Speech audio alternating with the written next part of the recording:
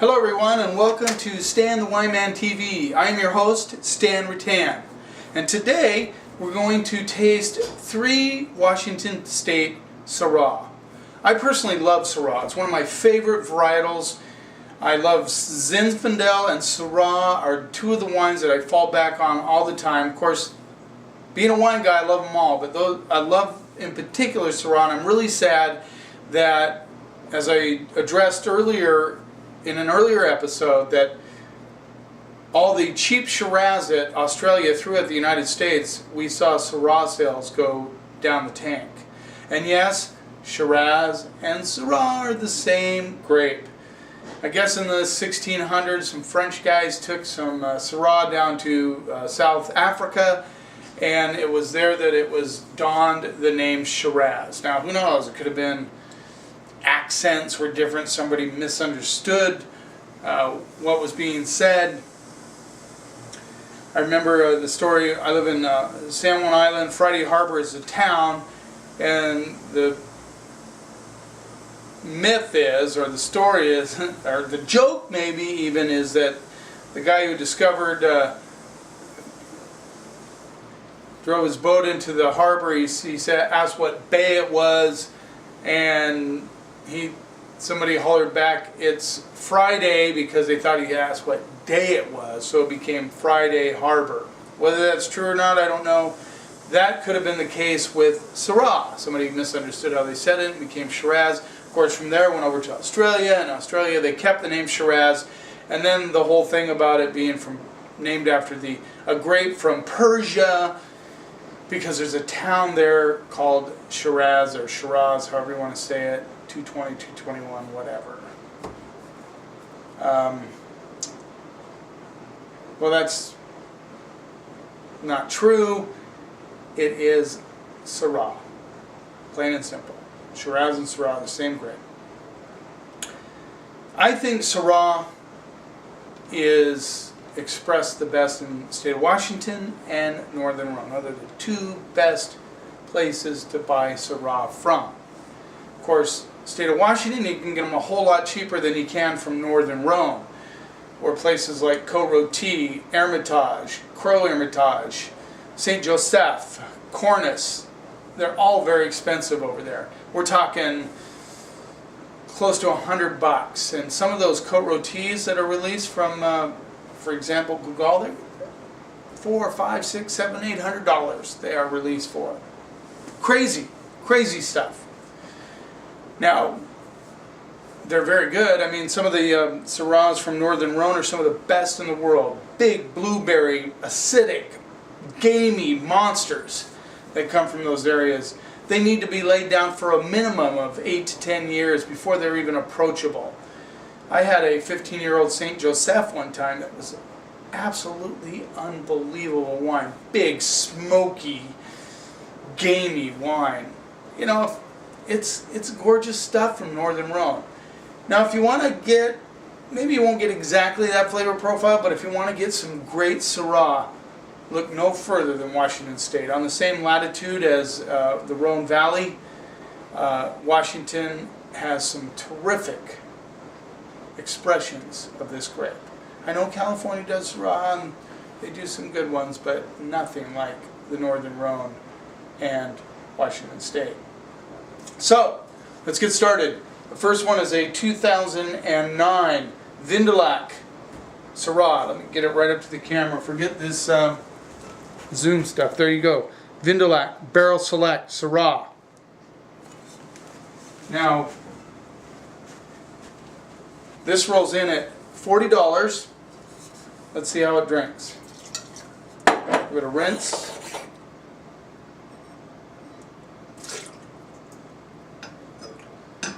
You know, $40, nothing to sneeze at, but it's still a whole lot cheaper than some of the Syrah coming out of the Northern Rhone.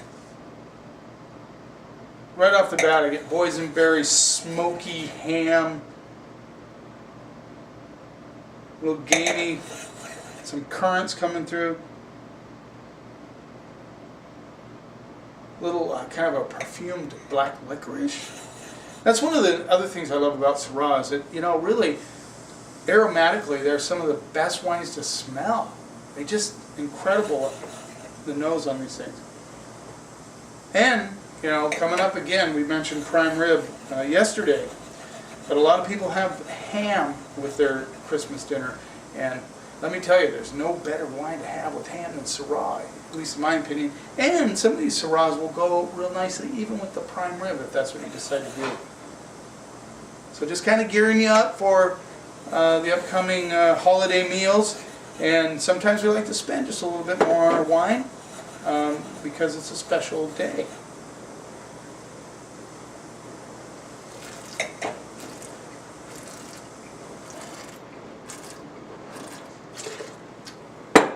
Wow. This thing just fills your palate. I mean, just like boom! White pepper, spices come through. Little chocolate, big boysenberry flavors start to finish.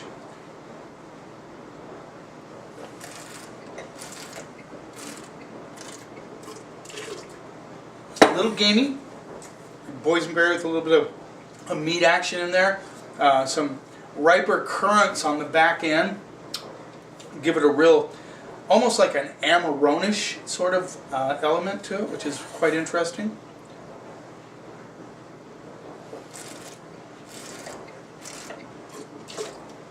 Very smooth. I mean, it's good structure, and it lingers on it. I mean, this baby has a finish that is just hanging around. I'm hoping these guys hold up to this baby because, you know, 40 bucks, I mean, that's an excellent value. Good stuff. I'm going to give this one I'm thinking this one is an A. I'm giving this one an A. Just good structure, good balance, good fruit, smooth yet rich, good spices. Yeah, this is an A wine. I like it. Let's move on to the Vapiano Vineyards out of Walla, Washington, I believe. Let me give you an up close. Here, I'm going to, like I said, I'm giving up on that Zoom remote. I can't seem to find the spot. 2009 Syrah, Columbia Valley. Like I mentioned, a lot of these Walla producers like to use Columbia Valley fruit because it's more of a value play than got a little rinse here. Then Walla. Walla's fruit price per ton is quite a bit more than Columbia Valley. It depends, you know. Red Mountain's getting up there now out of the Columbia Valley, and Vineyards in Yakima. Those guys get a premium for their money, for their grapes. Excuse me. Which is good. I mean, their fruit is fantastic. I mean, there's so many wineries, top-notch wineries that get their fruit from Vineyard.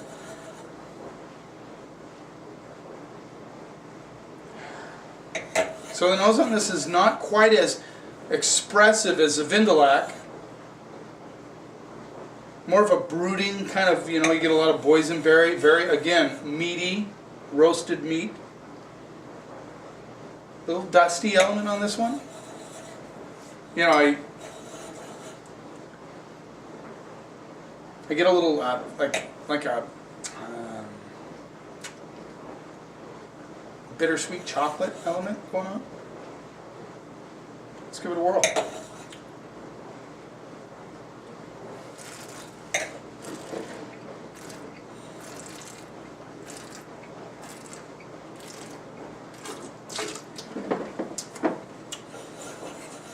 Much more restrained than the Vin de Lac, not as powerful on the palate.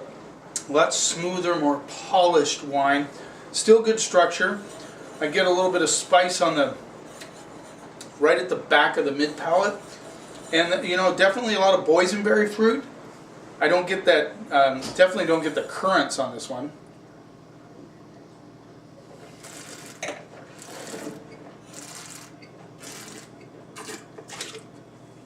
This has a brighter blueberry. There's not as much bacon fat element in this one. I don't think I mentioned that in Vin de Lac, but there's a little bit of that. This one has a little tiny hint of bacon fat. There's more acidity on the Vapiano, which is interesting. It gives it a brightness, almost a fresh finish. It's like, you know, a little bit of, you hear that word pencil lead sometimes? That's what I'm getting on the back of this, a little mintiness, that minerality on the backside.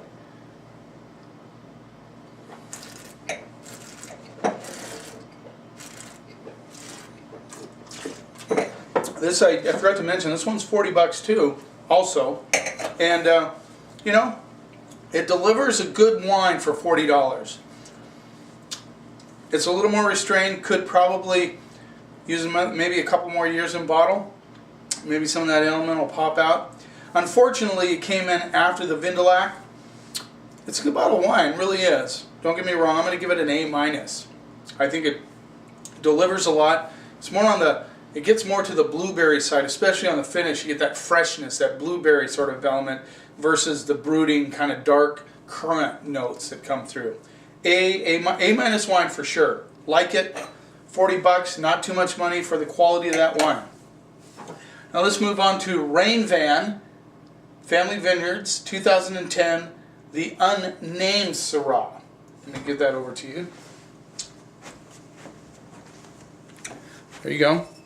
Reynvaan. These guys came in with a bang on their first vintage. Christophe Baron from Cayuse was their consulting winemaker, and Cayuse is redunculous. I mean, you can't even get the stuff. I think there's a 3-year waiting list to get on the waiting list. It's crazy. And he demands some big-ass dollars for his wines. This isn't cheap. This rolls in at $55 US. Let's give it a whirl, see what it's like. Reynvaan. And they have a couple of different, and this is, I think I mentioned it's Walla. So we already talked about the fruit being more expensive out of Walla. So this one, right off the bat, a very funky on the nose. That's a term we use. You like that? Funky, you get that kind of stinky element, which I like, don't get me wrong. Many a stinky wine has turned out to be fantastic wine to drink. So don't ever let that turn you off. If you get this funky, kind of stinky thing, a lot of times it's just the way it's made. This has a boatload of like bacon. I mean, there's bacon all over the nose on this one. It's like somebody took some crisp bacon and just crumbled it into the glass. On the currant side, bacon, currants, little black licorice for sure. The stink is still there, but it blows off as you swirl it around. These bottles have been open for a couple hours, actually, which I don't normally do, but I knew these were going to be some big bad boys. So, you know, I always encourage you. Like I said, I review wines. Usually only leave them open for 20, 25 minutes. Then I review them because I realize that if the tasting notes are going to be accurate for the people that are reading them, that's how they're going to drink the wine. They're going to pop it, start pouring it. Might last half hour, hour at the most. So I want them to know what they're going to be tasting when they open their wine. But hey, I'm not putting these tasting note reviews on my store sign, so those are reserved in my moleskin, my handy moleskin that I use. Even get a little chocolate note on this, so let's give it a whirl.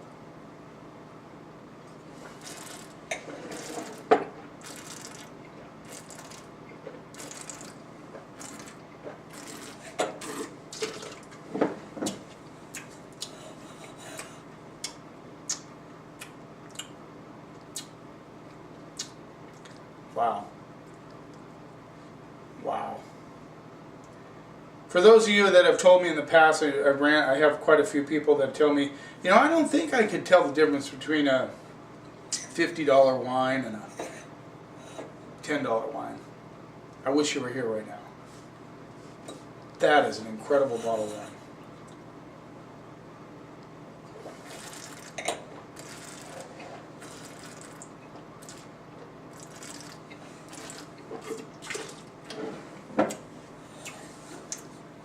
Polished, structured, big boysenberry, black plum, blueberry action, especially on the backside, expansive on the mid palate, spicy on the finish, loads of white pepper.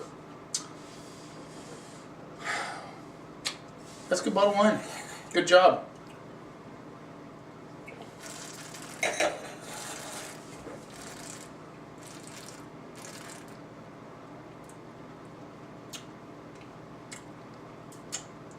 I'm telling you, baby, that could come right out of St. Joseph. I don't know if I could tell the difference, and if that was from St. Joseph, just to put it in perspective for you, $55 for this one. If it said St. Joseph on it, it'd be $80, $90, $100 easily. So good value, $55. If you can find this, I've had this for quite a while actually, and hopefully you can find it. 2010 Reynvaan Syrah, Walla Walla, Washington, $55. I'm giving this baby an A+, because it goes beyond an A. I mean, it is. It's like I remember one time I got an A+ in one of my classes, and my homeroom teacher says, "You can't do better than perfect." I don't know what that meant. A+ just meant that teacher thought I did beyond the call of duty. This is beyond the call. For $55, I know that sounds like a lot of money, but it's worth it. And it's drinking beautifully now. You know, honest, I wouldn't lay it down too much longer. It feels to me like it maybe has 5 years.